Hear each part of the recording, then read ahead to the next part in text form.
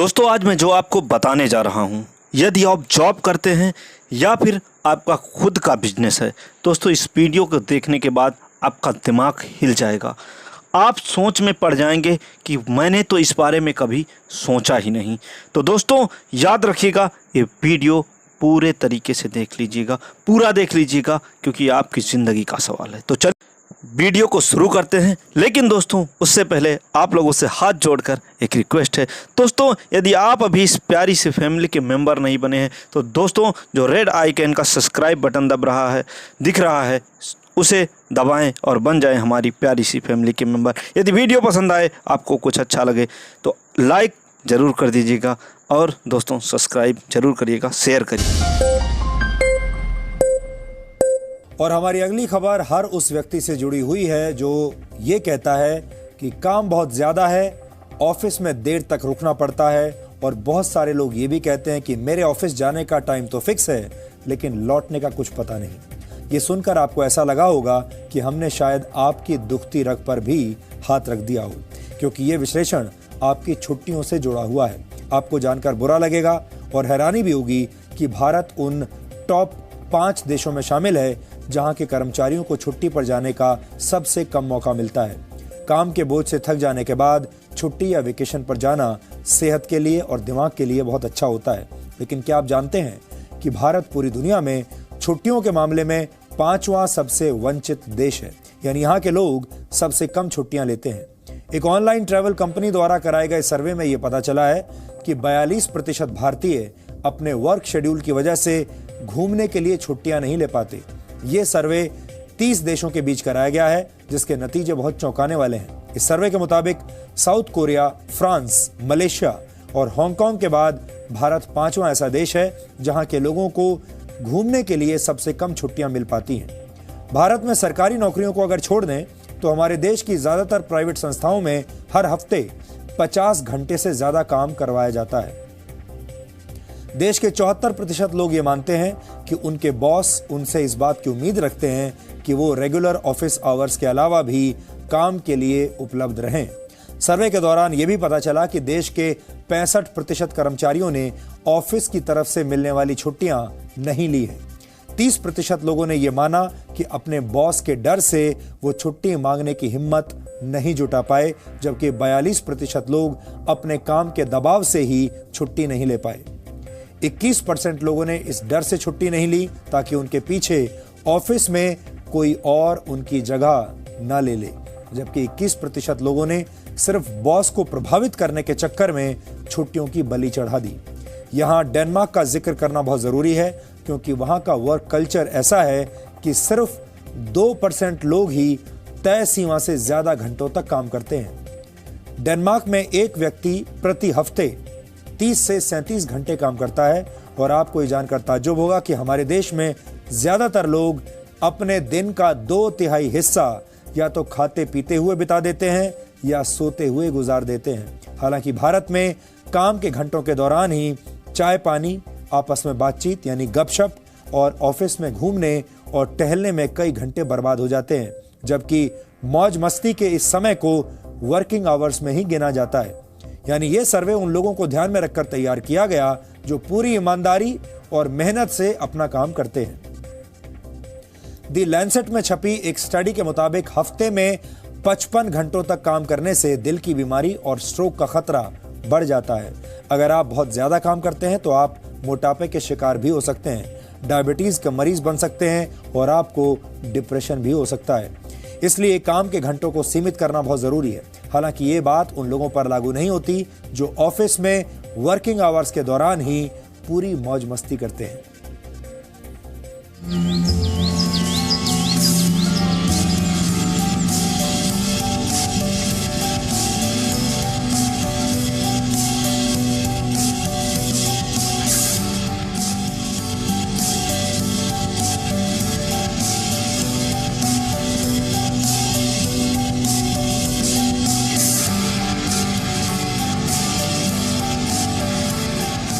भारत में आपको ऐसे बहुत लोग मिल जाएंगे जो छुट्टी मांगने के लिए बहानों की लिस्ट अपने दिमाग में तैयार रखते हैं।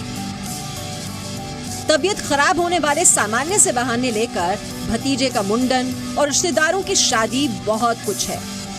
बस बॉस के मूड और आसपास का माहौल देखकर कब कौन बहाना काम करेगा ये तय करना है।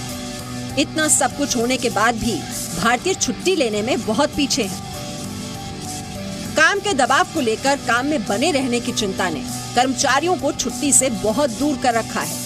ये चौंकने की नहीं, चिंतन करने की बात है, क्योंकि आपका बिना छुट्टी के काम करना सेहत को नुकसान पहुंचा सकता है। क्योंकि सारे फ्रेंड्स वीकेंड पे एंजॉय करने जाते हैं, हम काम में लगे रहते हैं उस टाइम भी। कंपनी के लिए प्रोड्यूस करते रहो काम, that's it. You don't need set time for yourself और फॉर योर फैमिली। लंबे समय तक काम से छुट्टी न लेने से आप अपने बॉस को तो इम्प्रेस कर सकते हैं, लेकिन इसका बुरा अंजाम आपके शरीर पर ही पड़ता है। रिसर्च के मुताबिक बिना छुट्टी घंटों ऑफिस में काम करने की वजह से आपको बर्नआउट सिंड्रोम हो सकता है, यानी काम बोझ लगने लगेगा और आप डिप्रेशन के शिकार हो सकते हैं। प्रॉब्लम होती है उसको बोलते हैं बर्न आउट, जो लॉन्ग टर्म में प्रोडक्टिविटी को ख़राब करते हैं, उसके साथ साथ उनका साइकोलॉजिकल और फिज़िकल वेलबींग भी ख़राब हो जाती हैं। उनकी डिप्रेशन हो जाती हैं, एंग्जाइटी बढ़ जाते हैं और चीज़ को एंजॉय नहीं कर पाते हैं, और फिर काम में जब आते हैं वो चीज़ उनकी काम को भी खराब करते हैं एंड प्रोडक्टिविटी खराब हो जाती है। भारत के लोगों में छुट्टी न लेने वाली आदत पर हुए सर्वे के मुताबिक जो कर्मचारी तय छुट्टी नहीं लेते उनका दिमाग धीमी गति से काम करता है, जिसका सीधा असर उनकी प्रोडक्टिविटी यानी कार्य कुशलता पर पड़ता है। अगर आप लंबे वक्त तक काम से छुट्टी नहीं लेते तो आपको नींद न आने की शिकायत रहेगी और याददाश्त कमजोर हो सकती है। अगर लंबे समय तक ऐसा ही चलता रहा तो डायबिटीज और ब्लड प्रेशर जैसी बीमारियां भी हो सकती हैं। अगर उनको ब्रेक मिले, चाहे वो आप हॉलीडे बोल लीजिए या कहीं और आउटिंग बोल लीजिए, तो ऐसे केस में जो भी स्ट्रेस होता है वो कट ऑफ हो जाता है। कट ऑफ हो जाता है तो ब्रेन अच्छे से काम करने लगता है। फिर जब आप लौट कर आते हो अपने हॉलीडे से तो आप इफेक्टिवली काम कर पाते हो उसी चीज़ को। काम से लिया गया छोटा सा एक ब्रेक आपकी काबिलियत को बढ़ाने में मदद कर सकता है। नोएडा में रहने वाले शेखर परिवार का ये निजी अनुभव है कि ब्रेक लेने के बाद काम करने में आसानी होती है। शेखर और उनकी पत्नी दोनों ही कामकाजी हैं। कभी बॉस के डर तो कभी नौकरी जाने के डर से शेखर साल में एक ही बार ब्रेक लेते थे, लेकिन काम पर पड़ते बुरे असर के बाद उन्होंने अपना ये नजरिया बदल दिया और इसका फर्क उन्हें दिखाई भी देने लगा है। अगर आप छुट्टियां नहीं लेते तो आपका दिमाग स्लो हो जाता है, लेकिन अगर आप ब्रेक के बाद वापस आते हैं तो आपका दिमाग जो है तेज काम करता है। आपके साथ क्या स्थिति है? साल में कम से कम भी 3-4 वेकेशन प्लान करता हूँ, ठीक है। और वेकेशन से लौटने के बाद जो मेरा जो परफॉर्म मतलब जो भी मैं काम करता हूँ ऑफिस में एकदम फ्री माइंड से करता हूँ। अगर आपने अपने माइंड को इतना रेस्ट दे दिया 10 to 15 डेज का, तो ऑब्वियस सी बात है अगर आप लौटोगे तो आपका माइंड काम करेगा। तो मतलब आप जब लौटोगे तो आपको एक होता है फील गुड फैक्टर, वो आता है। आपको सिर्फ एकदम नई लगती हैं, जहाँ बैठे हो आप वर्क स्टेशन में सब कुछ आपको नया लगता है कि एकदम नया फील होता है, आपको लगता है कि मैं सब कुछ काम अपना जीरो से स्टार्ट कर रहा हूँ। People do not take leaves because it is necessary. They take leaves when it is just a question of life and death, या फिर कुछ unescapable situation हो गई है। छुट्टी मांगने में संकोच होने के अलावा बॉस को नाराज करने का डर भी लोगों को हॉलिडे से दूर कर देता है। इसके अलावा कई लोगों को इस बात की भी चिंता है कि छुट्टी लेकर करेंगे क्या, यानी छुट्टियों को मैनेज कैसे किया जाए। इंडिया का मैं आपको एग्जांपल दूं, कई एयरलाइंस का और कई कंपनियों का 1 मई की छुट्टी होती है, नेशनल डे, ठीक है ना। लोगों ने 30th की छुट्टी कर दी है, मंडे की बजाय ट्यूसडे की छुट्टी करने के लिए, क्योंकि सैटरडे संडे मंडे लोगों को मिल गया। तो इसीलिए करी है और बहुत कंपनियों ने करी है। IT की जितनी कंपनी है उन्होंने करी है, हमारे भी 2-3 दफ्तरों में ऐसा हुआ है, so that people can go on a long weekend. अगर आप वर्कोहॉलिक हैं और छुट्टियों और वैकेशन पर जाने को आप तवज्जो नहीं देते तो ये आपके लिए खतरे की घंटी हो सकती है, क्योंकि हो सकता है कि आप बर्न आउट सिंड्रोम के शिकार हों। जी हाँ, अगर आप लंबे वक्त तक काम कर रहे हैं और वैकेशन पर नहीं जाते तो ऐसे में आपका दिमाग धीरे धीरे स्लो होने लगता है और इसका सीधा असर आपकी प्रोडक्टिविटी पर पड़ता है। क्या है ये बर्न आउट सिंड्रोम और कैसे ये आपके वर्कोहॉलिक होने पर असर डालता है? काम के लिए सीरियस होना जायज है, लेकिन काम की सीरियसनेस आपकी प्रोडक्टिविटी पर असर डाले तो नुकसान 2 तरफा है। आपकी सेहत के साथ काम भी दांव पर लग जाएगा।